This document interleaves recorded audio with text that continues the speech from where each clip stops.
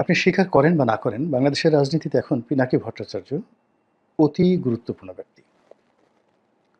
তার যে ইনফ্লুয়েন্স জনগণের প্রতি, তার দর্শক এবং শ্রোতার প্রতি, এটি এই মুহূর্তে অন্য কোনো রাজনৈতিক দলের প্রধানের নেই। এবং তিনি যেভাবে একটা গেরিলা বাহিনী গড়ে তুলেছেন, এবং তার সেই বাহিনীকে আমি গেরিলা বাহিনী এই জন্য বলছি যে এ যাবৎকালে তিনি যে কয়টি ঘটনা ঘটিয়েছেন, এটি কোনো রাজনৈতিক দলের নেতা বা অতীতের যারা গেরিলা নেতা ছিলেন, কর্নেল তাহের বলেন, তারপর মেজর জলিল বলেন, সিরাজ শিকদার বলেন, তারা যে সকল অপারেশন করেছেন, সে সকল অপারেশনের তুলনায় গত কয়েক মাসে প্যারিসে বসে তিনি যে সকল অপারেশন চালিয়েছেন, সে সকল অপারেশনের গুরুত্ব, ভয়াবহতা এবং আগামী দিনে রাজনীতির যে শেভিং, সেই শেভিংয়ে মানে আমি অতীতের যে কোনো অপারেশনের চাইতে গুরুত্বপূর্ণ। যেমন ধরুন, জাসদ দুটো কাজ করেছে অতীতে। একটা হলো ভারতীয় দূতাবাসে আক্রমণ চালিয়ে রাষ্ট্রদূত সমর সেনকে তারা ছিনতাই করার চেষ্টা করেছে, কিডন্যাপ করার চেষ্টা করেছে। আর হলো আওয়ামী লীগের জমানাতে স্বরাষ্ট্রমন্ত্রীর বাসভবন তারা ঘেরাও করার বা আক্রমণ করার চেষ্টা করেছে হাসানুল হক ইনুর নেতৃত্বে। তখন ক্যাপ্টেন মনসুর আলী অর্থাৎ নাসিম সাহেব, আওয়ামী লীগের যে প্রয়াত মন্ত্রী নাসিম সাহেবের বাবা, জাতীয় চার নেতার একজন, তিনি তখন স্বরাষ্ট্রমন্ত্রী ছিলেন। এই দুটো জাসদের কাজ। সর্বহারা পার্টি সারা বাংলাদেশে অনেক কর্মকাণ্ড ঘটিয়েছেন, সিরাজ শিকদার সেটা বাদ দিলাম। মেজর জলিল অনেক কিছু করার চেষ্টা করেছেন। এখন এই জিনিসগুলোর তুলনায় আপনি যদি ধরেন ৩২ নম্বর ভাঙা, এই চারটিখানি কথা নয়। এটা ৩২ নম্বর ভাঙা এই কাজটা বাংলাদেশ সেনাবাহিনী সাহস পেত না, ডক্টর মোহাম্মদ ইউনূস সাহস পেত না, বিএনপি তারেক রহমান সাহেব কোনোদিন সাহস পেতেন না। এই কাজটি পিনাকি করেছেন এবং করে তিনি গর্ব করছেন যে আমি করেছি, পারলে আমার পছন্দের টান দাও, আমার এটা করো ওটা করো, চ্যালেঞ্জ জানাচ্ছেন পুরো জাতিকে। তিনি এই কাজ করেছেন এবং তিনি বলছেন যে বেশি বাড়াবাড়ি করলে একেবারে টুঙ্গিপাড়া ভেঙে শেষ করে দেবো, বঙ্গবন্ধুর মাজার তিনি ভেঙে দেবেন। তো বঙ্গবন্ধুর মাজার যদি তিনি ভাঙতে পারেন, তাহলে শহীদ প্রেসিডেন্ট জিয়াউর রহমানের মাজার ভাঙা তো তার জন্য নস্যি, এটা তো তিনি বললেই হয়ে যায়। তিনি যেভাবে প্রথম আলোর অফিসের সামনে গরু জবাই করে তিনি জিয়াফত করেছেন, যেভাবে তিনি ডেইলি স্টারকে ভয় দেখিয়েছেন, এই ভয় দেখার ফলে মনে করেন মাহফুজ আনাম ডেইলি স্টার সম্পাদক এবং মতিউর রহমান যিনি রয়েছেন প্রথম আলোর সম্পাদক, তিনি এই দুজন ব্যক্তি পিনাকির নাম শুনলে তারা যে ভয় পান, এটা আমার কাছে মনে হচ্ছে যে অন্য কোনো মানে ভয়ঙ্কর প্রাণী, তাদের সামনে যে একটা বাঘ দেওয়া হয়, তারপর শেষে সিংহ দেওয়া হয়, তো তারা বাঘ সিংহের একেবারে কান ধরে মলে দিতে পারবেন দুজনে, মাহফুজ আনাম এবং মতিউর রহমান। কিন্তু যদি বলা হয় তুমি একটু পিনাকির চোখের দিকে তাকিয়ে একটু মুচকি হাসো, তারা মানে কান্না করতে ভুলে যাবেন। তো এইরকম একটা অবস্থা এই বাংলাদেশে ডেইলি স্টার প্রতিষ্ঠা হওয়ার পর, প্রথম আলো প্রতিষ্ঠিত হওয়ার পর এই ভয় তো কাউকে দেখাতে পারেনি। এরপরে তার যে কতগুলো ন্যারেটিভ তিনি তৈরি করেছেন, শেখ হাসিনার নাম দিয়েছেন কাঁঠাল রানী, তারপরে তিনি বলেছেন যে জয় বাংলা করে দেবো, মানে ফিনিশ করে দেবো, খুন করে ফেলবো, মেরে ফেলবো, মাটির মধ্যে পুঁতে ফেলবো। এই টোটাল জিনিসগুলো ১০-১২টা যে বিশেষণ, সেই ১০-১২টা বিশেষণকে একত্রে তিনি একটা তাবিজের মধ্যে ঢুকিয়ে ফেলেছেন এবং সেই তাবিজটার নাম হলো জয় বাংলা তাবিজ। মানে পিনাকির মুখ দিয়ে যখন জয় বাংলা বের হয় মানে তুমি শেষ। তো এই পিনাকি হঠাৎ করে বিএনপির বিরুদ্ধে লেখেছেন। হঠাৎ করে তিনি তারেক রহমান সাহেবকে এখন সরাসরি আক্রমণ করছেন। এর আগে সালাউদ্দিন সাহেবকে নিয়ে বকা দিয়েছেন, তারপরে মির্জা ফখরুলকে নিয়ে তিনি বাজে মন্তব্য করেছেন কন্টিনিউয়াসলি, মির্জা আব্বাসকে নিয়ে তিনি মানে যাকে বলে নানা রকম কথাবার্তা বলেছেন। তো এই সব কিছু বাদ দিয়ে এখন তিনি জনাব তারেক রহমান সাহেবকে জয় বাংলা করার জন্য প্রকল্প হাতে নিয়ে এগোচ্ছেন খুবই সুকৌশলী এবং সুন্দরভাবে। আমি এটা বুঝি না যে একটা সময় কিন্তু পিনাকির সঙ্গে জনাব তারেক রহমানের একটা ভালো সম্পর্ক ছিল। পিনাকি এভাবে বলেনি, কিন্তু তার একটা ভিডিওতে আমি দেখলাম যে তারেক রহমান সাহেবের সঙ্গে তার কথা হয়েছে এবং তিনি যেভাবে আকার ইঙ্গিতে বলছিলেন যে তারেক রহমান সাহেব মৃদু হেসে বিনয়ের সঙ্গে যেভাবে তার সঙ্গে যোগাযোগ রক্ষা করেছেন, কথাবার্তা বলেছেন, সেই সম্পর্কটা হঠাৎ নষ্ট হলো কী করে? তিনি তারেক রহমান সম্পর্কে যে কথাগুলো বলেছেন বা যে প্রশ্নগুলো এখন তুলেছেন, যেটা তারেক রহমানের পুরো ক্যারিয়ারকে প্রশ্নের মুখোমুখি নিয়ে আসবে, সেটা নিয়ে আমি পরে আলোচনা করব। কিন্তু এটা হলো কেন? ১। ২ নম্বর হলো যে বাংলাদেশে তারেক রহমান সাহেবের ২ থেকে ৩ জন রাইট হ্যান্ড আছে। ইয়াংদের মধ্যে আছে, বয়স্কদের মধ্যে আছে, যারা মিডল এজ তাদের মধ্যে আছে, দলের ভিতরে যারা পোর্টফোলিও মেনটেন করেন তারা, দলের বাইরে পোর্টফোলিও নেই তারা। এর মধ্যে দুই একজন আছেন যাদের সঙ্গে তারেক রহমান সাহেবের একেবারে পারিবারিক সম্পর্ক হয়ে গেছে, একথা অনেকে বলছেন, হবে এরকম কথাও বলছেন, বা আছে এরকম একটা কথাও বলছেন। এরকম অনেক পাওয়ারফুল লোক আছেন। এই সকল পাওয়ারফুল লোকের সঙ্গে টিল নাও টুডে জনাব পিনাকি ভট্টাচার্যের একটা দহরম মহরম সম্পর্ক রয়েছে। তারা সকাল বিকাল বাংলাদেশের অভ্যন্তরীণ যে বিষয়গুলো রয়েছে সেগুলোর তথ্য দিয়ে, উপাত্ত দিয়ে, ডাটা দিয়ে, কথা দিয়ে, বার্তা দিয়ে তারা পিনাকিকে এনরিচ করেন, পিনাকিকে এনরিচ করেন। তো সেই লোকগুলোর সাথে এখন আজকের দিন পর্যন্ত পিনাকির ভালো সম্পর্ক রয়েছে, যারা তারেক রহমানের রাইট হ্যান্ড। তো যেখানে রাইট হ্যান্ডের সঙ্গে ভালো সম্পর্ক, সেখানে কেন তারেক রহমান সাহেবকে জয় বাংলা করার জন্য মিস্টার পিনাকি এই অনেকগুলো মন্তব্য করছেন, ভিডিও বানিয়েছেন, এবং যেহেতু তিনি এটা শুরু করেছেন, এটা তিনি শেষ না করে যাবেন না। এখানে পিনাকির একটা জিনিস আমি প্রথম থেকে দেখেছি, যে তার কর্মের মধ্যে একটা ধারাবাহিকতা রয়েছে। সে যদি কাউকে পছন্দ করে, ভালোবাসে, তো ওটা সে রক্ষা করার চেষ্টা করে, এবং সে মৃদু সমালোচনা করে। যেমন আসিফ মাহমুদ সজীব ভুঁইয়াকে সে মৃদু সমালোচনা করেছিল। তারপরে আসিফ মাহমুদ সজীব ভুঁইয়া যখন লন্ডন মানে প্যারিসে গিয়ে তার সঙ্গে দেখা করলো, তিনি ছবি তুললেন, এরপর থেকে তিনি তাকে ছোট ভাই হিসেবে, বা পিনাকির যে বয়স তাতে আসিফ মাহমুদ সজীব ভুঁইয়া তার ছেলের বয়সী হবে। তো এরকম এই জন্য সে তার প্রতি একটা আপত্ত স্নেহ নিয়ে তিনি কাজ করেন। ফলে আসিফ মাহমুদ সজীব ভুঁইয়াকে নিয়ে সবাই সমালোচনা করছেন, নেতিবাচক কথা বলছেন, কিন্তু পিনাকি বলছেন না। এটা ওর একটা ক্যারেক্টারিস্টিক্স।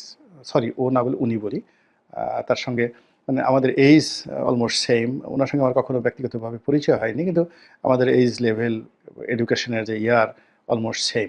তো যার জন্য মানে অনেক সময় ও চলে আসে। কিন্তু যেহেতু তিনি এখন, আমি তো বললাম যে বাংলাদেশের সবচেয়ে ইনফ্লুয়েন্সিয়াল ডিফ্যাক্টো সরকার প্রধান, ডিফ্যাক্টো রাষ্ট্রপ্রধান, যার কথায় সব কিছু হয়, তাকে সম্মান করতেই হবে। কাজে উনি যে মানে যে সম্পর্কটা মেনটেন করেন, সেই সম্পর্কটা তিনি সবসময় সেটা ধরার চেষ্টা করেন। দ্বিতীয়ত বন্ধুবর যে পিনাকি ভট্টাচার্য, ডক্টর পিনাকি ভট্টাচার্য যদি কারো বিরুদ্ধে লাগেন, তো তাকেও তিনি জয় বাংলা না করে তিনি ছাড়েন না। এটা আমি তার মধ্যে দেখেছি। মাঝে মধ্যে দেখা গেল যে একজনের বিরুদ্ধে তিনি একটা কথা বলছেন, তিনি টেলিফোন করে হাউমাউ করে কান্নাকাটি করলেন, মাপ চাইলেন, "আর জীবনে এরকম হবে না গো দাদা। আপনি আমাকে মাফ করে দেন, আমি আর ভুল করব না।" তো কয়েকদিন ক্ষান্ত দেন তিনি। যেটা ডক্টর মোহাম্মদ ইউনূসের ক্ষেত্রে হয়েছে। তার প্রেস সচিবের ব্যাপারে হয়েছে, তার আসিফ নজরুলের ব্যাপারে হয়েছে।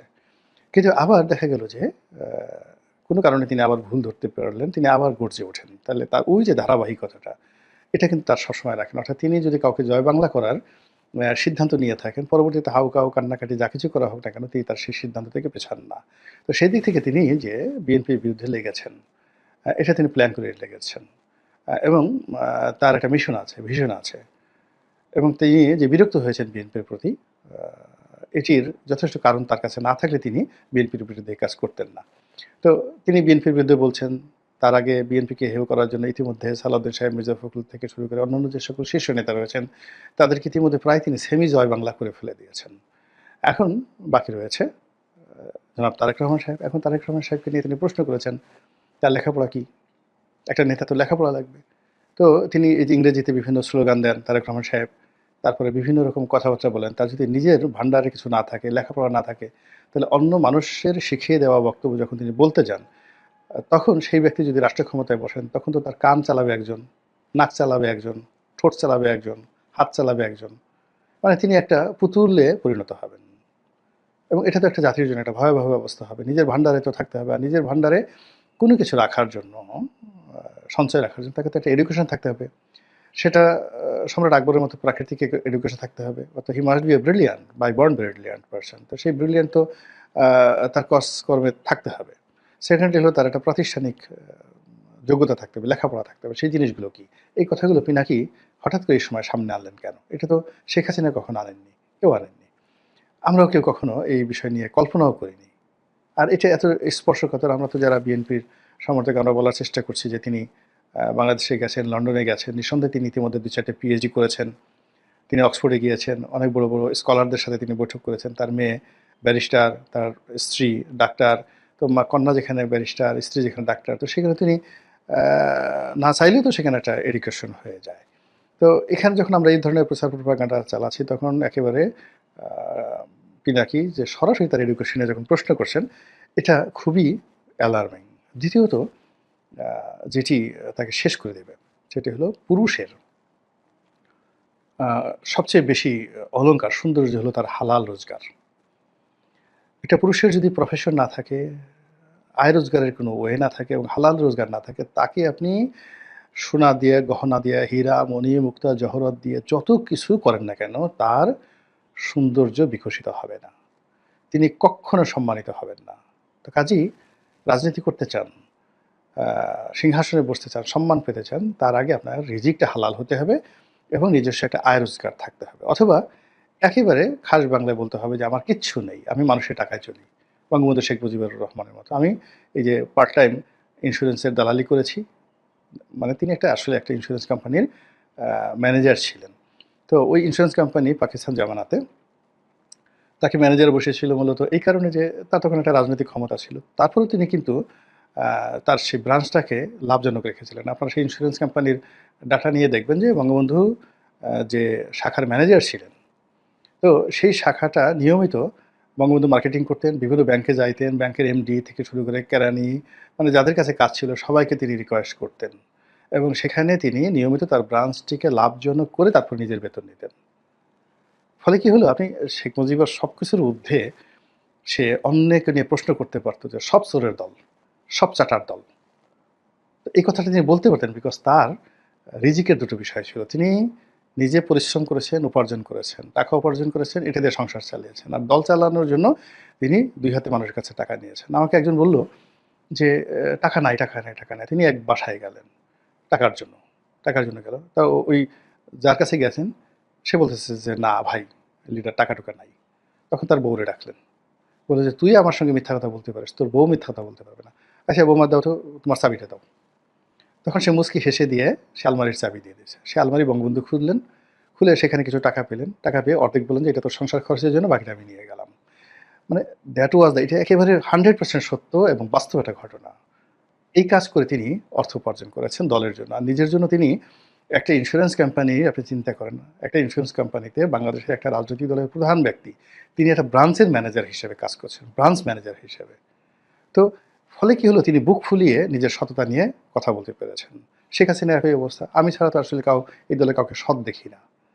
তো শেখ হাসিনা এখানে এসে আলম বলেন, যা কিছু বলেন, এই কথা তিনি বলতে পেরেছেন। বেগম জিয়াও তার সততা নিয়ে, তাকে কেন্দ্র করে অনেকে ফালুর টাকা হয়েছে, তাকে কেন্দ্র করে হারিছ চৌধুরীর টাকা হয়েছে, তাকে কেন্দ্র করে অনেক মানুষের টাকা হয়েছে। কিন্তু তিনি কারো কাছ থেকে ঘুষ নিয়েছেন, দুর্নীতি নিয়েছেন, এটা শয়তানও বলতে পারবে না। তো এই যে রাজনীতিবিদদের যে সততা, এই সততা তার রিজিকের ব্যাপারে তাকে অনেস্ট হতে হবে। জিয়াউর রহমানের সততা তো রীতিমতো কিংবদন্তি। তো সেক্ষেত্রে তারেক রহমান সাহেবের সেই যে পৌরুষ, যেটা অর্থের সঙ্গে সম্পৃক্ত, সেই জায়গাটাতে টান দিয়েছে পিনাকি। আপনি টাকা পান কোথায়? লন্ডনে আপনার থাকতে যে এলাকায় থাকেন, কিংস্টন এলাকায় থাকেন, এলাকাতে থাকতে, খেতে বাংলাদেশের টাকায় একেবারে কিচ্ছু না হলেও একটা মানুষের মাসে ২৫ লাখ টাকা খরচ আছে। এই ২৫ লাখ টাকা আপনার এতদিন যাবৎ কোথা থেকে আসছেন, কি আসছেন, এই প্রশ্নগুলি তিনি করেছেন। তার এডুকেশন নিয়ে প্রশ্ন করেছেন এবং এগুলো তিনি প্রকাশ করতে বলতেছেন এখন। এবং এটা নিয়ে বিএনপি কি বলবে বলেন তো? এটার জবাব বিএনপি কি দিবে? এবং এটা যত বেশি escape করবে, ততই বেশি এই পিনাকির এই কথা জামাত, বিএনপি, এনসিপি, নাসিরউদ্দিন পাটোয়ারি তারা বলতেই থাকবে। ফলে কি হচ্ছে? এই যে সামনে যে আমরা নির্বাচন, সোনার পাত্রবাটি কিংবা সামনে যে বিজয়, বিএনপির যে বিজয়, আমরা একেবারে মুছে তা দিচ্ছি। যাকে বলা হয় কোট প্যান্ট বানিয়ে ফেলেছি মন্ত্রী এমপি হওয়ার জন্য। তো তাদের জন্য এই যে পিনাকির যে নতুন জয় বাংলা প্রজেক্ট, এই জয় বাংলা প্রজেক্ট শেষ পর্যন্ত কোথায় যায় সেটি দেখার বিষয়।